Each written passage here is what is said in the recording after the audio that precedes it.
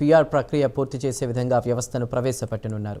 రేపటి నుంచి డిజిటల్ విప్లవానికి రవాణా శాఖ శ్రీకారం చుట్టనుంది.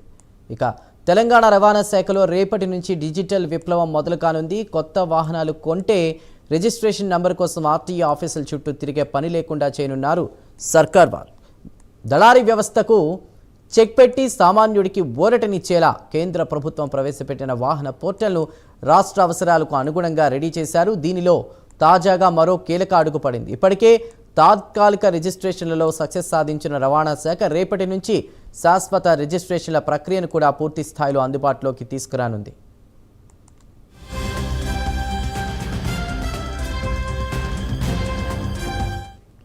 పారదర్శకతను పెంచుతూ మధ్యవర్తుల బెడదను నివారించడమే లక్ష్యంగా రవాణా శాఖ డిజిటల్ మార్పులను వేగవంతం చేసింది.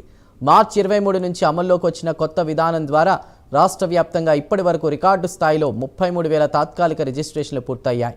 ఇక రాష్ట్రంలో మొత్తం 1000 మంది డీలర్లకు ఆన్లైన్ ఆఫ్లైన్ పద్ధతుల్లో ప్రభుత్వం శిక్షణ ఇచ్చింది. ఇప్పటికే 671 మంది డీలర్లను పోర్టల్లో ఆన్బోర్డ్ చేయగా 346 ఫైనాన్షియల్ ఇంటిగ్రేషన్లను పూర్తి చేశారు. దీంతో షోరూమ్ స్థాయిలోనే రిజిస్ట్రేషన్ పనులు వేగంగా సాగనున్నాయి.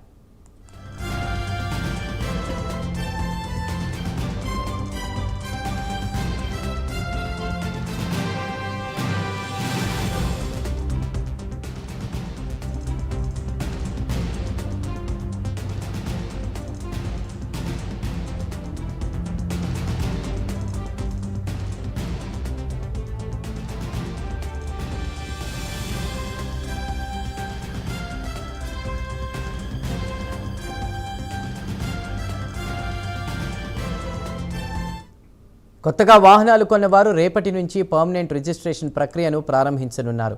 వాహనం కొన్న వెంటనే త్వరితగతిన నంబర్ కేటాయింపు జరిగేలా సాఫ్ట్వేర్లో మార్పులు చేశారు. కొంతకాలంగా కొన్ని రకాల రవాణా సేవలను వాహన పరిధిలోకి తీసుకురావాలనే ప్రభుత్వం నిర్ణయం ప్రస్తుతం అమల్లోకి వచ్చినట్లయింది.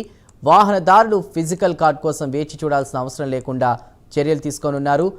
ఇక next gen M Parivahan app ద్వారా కూడా తమ registration certificate, RC, driving licence, డీల్ను డిజిటల్ రూపంలో డౌన్లోడ్ చేసుకోవచ్చు. ట్రాఫిక్ తనిఖీల సమయంలో వీటిని చూపించినా చెల్లుబాటు అయ్యేలా నిబంధనలు రూపొందించారు. సాంకేతికతను జోడించి పౌర సేవలను ఇంటి వద్దకే చేర్చడము ప్రభుత్వ ప్రధాన ఉద్దేశమని, రాబోయే రోజుల్లో మరిన్ని సేవలను ఈ యాప్ ద్వారా అందుబాటులోకి తెస్తామని రవాణా శాఖ ఉన్నతాధికారులు తెలిపారు.